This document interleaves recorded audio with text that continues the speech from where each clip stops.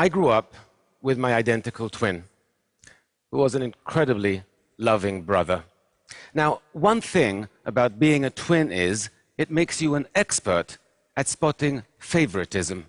If his cookie was even slightly bigger than my cookie, I had questions. And clearly, I wasn't starving. When I became a psychologist, I began to notice favoritism of a different kind. And that is how much more we value the body than we do the mind. I spent 9 years at university earning my doctorate in psychology, and I can't tell you how many people look at my business card and say, "Oh, a psychologist, so not a real doctor." As if it should say that on my card.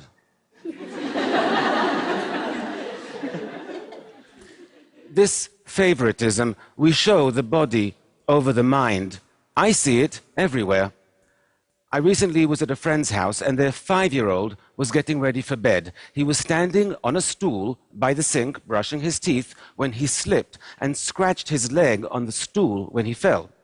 He cried for a minute, but then he got back up, got back on the stool and reached out for a box of Band-Aids to put one on his cut. Now, this kid could barely tie his shoelaces, but he knew you have to cover a cut so it doesn't become infected, and you have to care for your teeth by brushing twice a day. We all know how to maintain our physical health and how to practice dental hygiene, right? We know it since we were 5 years old. But what do we know about maintaining our psychological health? Well, nothing. What do we teach our children about emotional hygiene? Nothing. How is it we spend more time taking care of our teeth than we do our minds? Why is it our physical health is so much more important to us than our psychological health? You know, we sustain psychological injuries even more often than we do physical ones, injuries like failure or rejection or loneliness. And they can also get worse if we ignore them, and they can impact our lives in dramatic ways. And yet, even though there are scientifically proven techniques we could use to treat these kinds of psychological injuries, we don't. It doesn't even occur to us that we should. Oh, you're feeling depressed. Just shake it off. It's all in your head. Can you imagine saying that to somebody with a broken leg? Oh, just walk it off. It's all in your leg. It is time we close the gap between our physical and our psychological health. It's time we made them more equal, more like twins. Speaking of which, my brother is also a psychologist, so he's not a real doctor either. We didn't study together, though. In fact, the hardest thing I've ever done in my life is move across the Atlantic to New York City to get my doctorate in psychology. We were apart then for the first time in our lives, and the separation was brutal for both of us. But while he remained among family and friends, I was alone in a new country. We missed each other terribly, but international phone calls were really expensive then, and we could only afford to speak for 5 minutes a week. When our birthday rolled around, it was the first we wouldn't be spending together. We decided to splurge, and that week we would talk for 10 minutes. I spent the morning pacing around my room, waiting for him to call, and waiting, and waiting. But the phone didn't ring. Given the time difference, I assumed, okay, he's out with friends, he'll call later. There were no cell phones then. But he didn't. And I began to realize that after being away for over 10 months, he no longer missed me the way I missed him. Now, I knew he would call in the morning, but that night was one of the saddest and longest nights of my life. I woke up the next morning. I glanced down at the phone, and I realized I had kicked it off the hook when pacing the day before.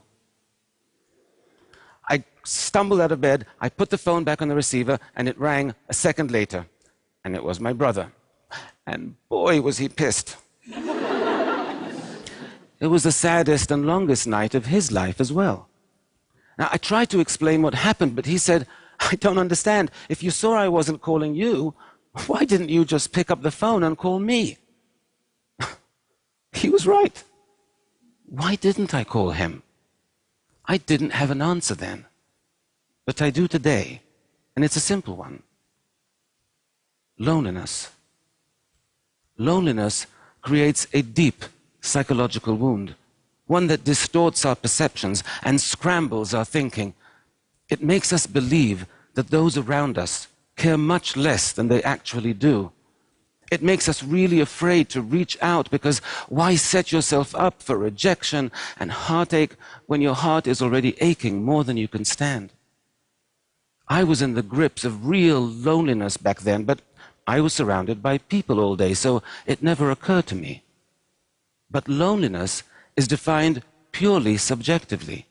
It depends solely on whether you feel emotionally or socially disconnected from those around you, and I did. There is a lot of research on loneliness, and all of it is horrifying. Loneliness won't just make you miserable, it will kill you. I'm not kidding. Chronic loneliness increases your likelihood of an early death by 14%. 14%. Loneliness causes high blood pressure, high cholesterol. It even suppresses the functioning of your immune system, making you vulnerable to all kinds of illnesses and diseases. In fact, scientists have concluded that taken together, chronic loneliness poses as significant a risk for your long-term health and longevity as cigarette smoking. Now, cigarette packs come with warnings saying this could kill you, but loneliness doesn't. And that's why it's so important we prioritize our psychological health, that we practice emotional hygiene, because you can't treat a psychological wound if you don't even know you're injured. Loneliness isn't the only psychological wound that distorts our perceptions and misleads us. Failure does that as well. I once visited a daycare center where I saw 3 toddlers play with identical plastic toys. You had to slide the red button and a cute doggy would pop out. One little girl tried pulling the purple button, then pushing it, and then she just sat back and looked at the box with her lower lip trembling. The little boy next to her watched this happen, then turned to his box and burst into tears without even touching it. Meanwhile, another little girl tried everything she could think of until she slid the red button, the cute doggy popped out, and she squealed with delight. So, 3 toddlers with identical plastic toys, but with very different reactions to failure. The first 2 toddlers were perfectly capable of sliding a red button. The only thing that prevented them from succeeding was their mind, tricked them into believing they could not. Now, adults get tricked this way as well all the time. In fact, we all have a default set of feelings and beliefs that gets triggered whenever we encounter frustrations and setbacks. Are you aware of how your mind reacts to failure? You need to be.